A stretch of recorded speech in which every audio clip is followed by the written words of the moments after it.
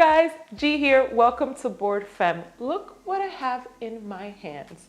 It is Google's Pixel 6 Pro, and I am so excited because today it's all about my selfie photo shoot. And of course, we're gonna get into the front camera, the rear camera, and I am going to give you a little preview of some of my favorite shots.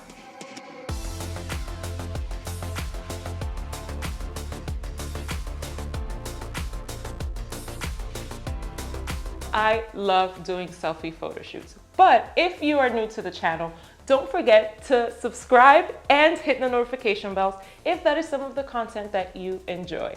But before I get started, I would love to give a special shout out to my friends at Google for gifting me this phone. I am super excited for my very first selfie photo shoot on the Google Pixel 6 Pro. Let's talk a little bit about the front-facing camera. Now, you have two options when shooting with the front-facing camera. You have a slightly wider angle as well as your regular angle.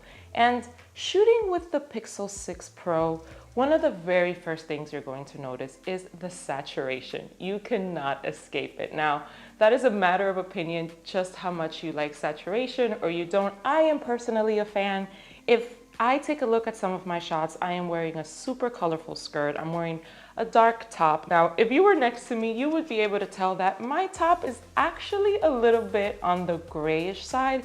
Kind of just looks like I've washed it a few times. Now, the Pixel does a very good job at darkening those colors. So the oranges on my skirt look a lot more orange. The blues, the hues are darker. My skin is a little bit more brown.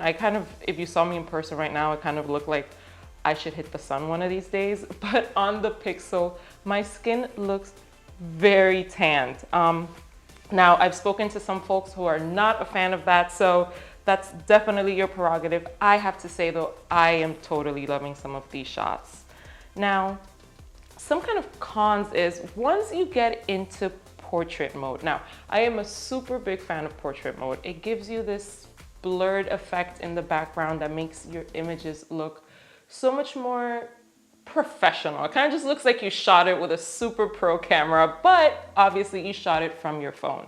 So once you get into portrait mode, you do have to be careful because the further you face from the camera, the less you're gonna get that blurred effect. Now, if you look at some of my images, you can tell on the closer shots, it does a really good job at blurring the background. It actually does a good job with my curly hair. And if you are a fan of my channel, you would know I often struggle with my curly hair because at the tip, it kind of looks fuzzy. The Google phone does a very good job at capturing the edges of my curls. So big pro for that. But as you can tell, as you move further away, a lot of that effect kind of gets lost and it just looks like you're shooting with your regular lens. So I think there's a lot of improvement that still needs to happen there. Of the main highlights though, and kind of just a differentiator between the front-facing camera and the rear camera though, is your ability to zoom in.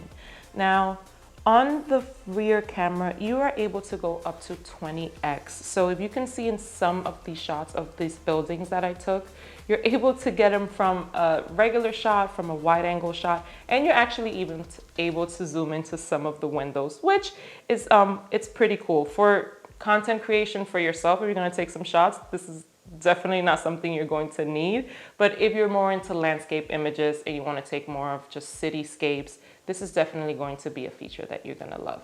Let's talk a little bit about portrait mode using the rear camera.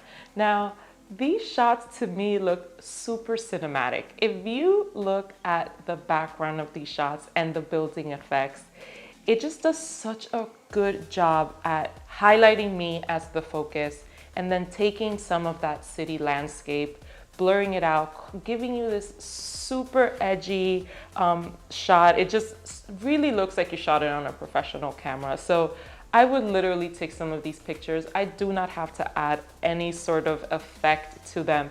These can go straight to my Instagram. And speaking of my Instagram, are you following me on Instagram, TikTok, Twitter? If you're not, make sure to do that right now. That is BooredFemme. Remember, that is with a double O. Now, I've always historically been a fan of the wide angle lens, and that is because you are able to capture so much of the background. I always say a really good shot is part of it is you, part of it is what's behind you, and that's what makes for some really good compositions. Now, on the Pixel 6, you kind of have a hybrid between a wide angle shot and a regular lens. It just looks like you're missing a little bit more background that I'm used to. The colors though, again, it was a very gloomy day, so I feel like it's not helping the saturation. I just wish it was a little bit brighter on some of these wide shots, just to see a little bit more of the buildings. But I mean, it gets the job done. I wouldn't give it a 10 out of 10. One of the very first features I noticed that I was super excited to try out on this Pixel 6 Pro was the motion feature. Now, there are two features that are pretty new to me. That is the action pan and the long exposure. Now, it kind of tells you that it's supposed to add this creative blur. So imagine that you're kind of moving super fast. Imagine kind of some of those New York City shots that you see where there's kind of a subject walking towards you and all you see are like the blurred lights behind you. You can make some really cool night shots with it. That's kind of everything that I was envisioning in my head.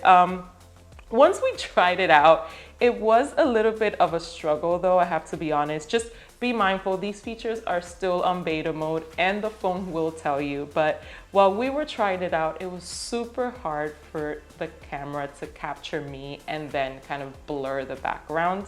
I also think though that we did not try it with like moving lights. It was more of a steady building behind me. So I think there's just more to try out on these features because I think that the possibilities could be endless. I think it's just a combination of us making sure we're on the right setting and that we actually get the feature right. I think there's just still some upgrades to do as this feature kind of comes out of beta. Overall, how do I feel about the cameras on this phone?